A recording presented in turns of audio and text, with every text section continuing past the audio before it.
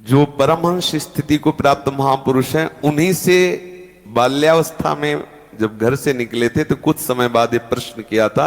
नजबगढ़ स्थान गंगा किनारे है, श्री ओंकारानंद सरस्वती जी उनका नाम था, वो अंतर ध्यान हो चुके। तो उनसे प्रश्न किया था कि महाराज जी, कोई भी शारीरिक काम चेष्टा ना होने पर भी उपासक के शरीर से जो वीर्यपात होता है, क्या उसका ब्रह्मचर्य क्षीण माना जाएगा? यदि क्षीण माना जाएगा तो वो क्यों निकलता है जब उसकी कोई क्रिया नहीं? उसे कैसे रोका जा सकता है? तो जो उन्होंने बताया था उस समय साधारण शब्दों में, वीर्य दो तरह से निकलता है।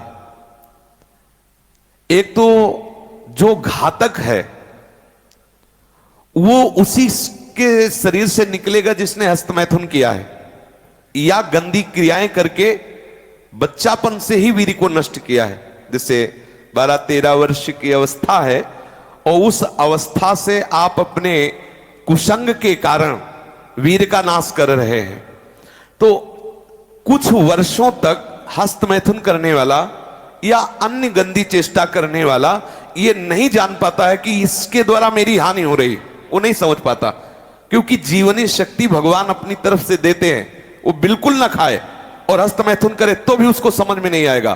कुछ समय के बाद जब उसकी स्थायी जीवनी शक्ति से क्षीण होना प्रारंभ हो जाएगा, तब उसे वो लक्षण जो हस्तमैथुन करने से नाश ऐसे उस प्रसंग में बताया गया, वो लक्षण उसके जीवन में उत्पन्न होने लगते हैं।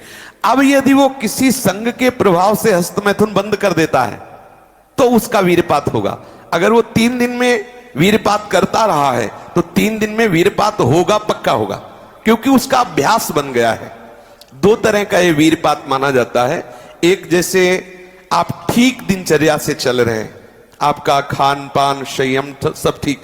पहली बात तो यह है कि जिसने कभी हस्तमैथुन आदि के द्वारा वीर्यपात किया ही नहीं, उसका असली वीर कभी वीर्यपात होगा ही नहीं। बात पक्की समझ लेना, ये जीवन के अनुभव की बात करें, इसमें मतलब क्यों में लगाने की जरूरत नहीं, आप खुद देख लीजिएगा। यदि आपने कभी हस्तमैथुन नहीं किया, कभी किसी भी तरह से जनेंद्री का घर्षण करके वीर्यपात नहीं किया, तो आपकी वो संतानोत्पत्ति की क्षमता वाला जो वास्तविक वीर है वो स्वाभाविक निकल ही नहीं सकता। यदि आपने मार्ग दे दिया है, फिर उसके निकलने का मार्ग हो गया है। तो एक होता है, परमहंस जी ने बताया कि एक होता है कि आप सो रहे हैं और आपको बिल्कुल पता नहीं, मतलब बिल्कुल कोई काम का संकल्प नहीं, कोई क्रीड़ा नहीं, और आप जगे, आपको ऐसा लगा कि वीर्यपात हो गया, वो दोष नहीं है।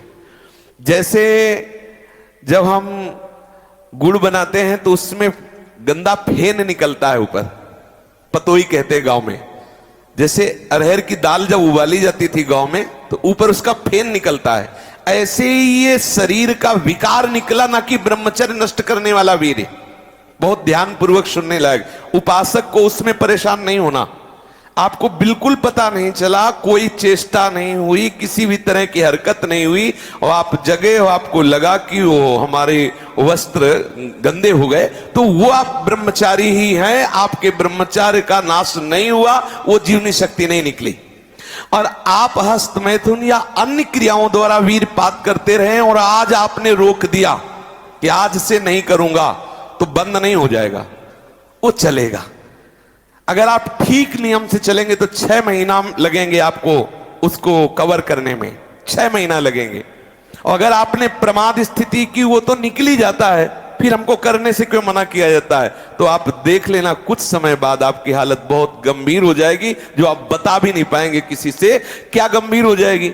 आप ऐसे ही साधारण क्रियाओं में ब्रह्मचर्यहीन हो जाएंगे, ऐसे ही छुएंगे वैसे आप ब्रह्मचर्यहीन हो जाएंगे। ये हम सब महापुरुषों के अनुभव और मिले हुए लोगों से, सैकड़ों लोग ऐसे मिलते हैं जो अपनी स्थितियों को बताते हैं। तो जो संत महापुरुषों ने जीवन में अनुभव किया है, उसके आधार पर पहले साधक को चाहिए कि ये देख ले कि हमारे द्वारा कोई हस्तमैथुन आदि क्रियाएं, जो निंदनीय क्रियाएं, वो तो नहीं हो रही।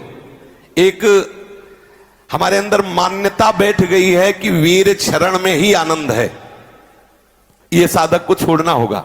जिनके दिमाग में बैठ गया है कि वीर क्षरण करना ही, कुछ लोग कहते हैं आप हस्तमैथुन को मना करते हैं और ब्याह हुआ नहीं है तो क्या करे, बलात्कार करे, ऐसे दुष्ट लोग हैं। क्या तुम्हारा जीवन का आनंद केवल इतना ही है? एक भागवतिक विधान है, जब आपका ब्याह हो तो संतानोत्पत्ति के लिए वो मार्ग, तब तक आप ब्रह्मचारी रहे। क्या इतने इंद्रियों के गुलाम हो गए? क्या इतना ही केवल आपने सुख समझ लिया? तो फिर आप देखना कि आगे आपको ये मन किस दशा में पहुंचा देता है। तो जो नव युवक जन है, साधक जन है, वीरपात में यदि उनका कोई स्मरण नहीं रहा और वीरपात हो रहा तो घबराने की जरूरत नहीं। और यदि स्वप्न में आपने स्त्री आदि का संयोग देखा या कोई ऐसी घर्षण आदि क्रिया हुई या कोई ऐसी कामोत्तेजना जनित और फिर आपका वीरपात होता है तो आपके गंदे विचार और पूर्वाभ्यास के कारण होता है। यह बहुत ही गंदी बीमारी है जो आपको अंदर ही अंदर खोखला करती जाएगी।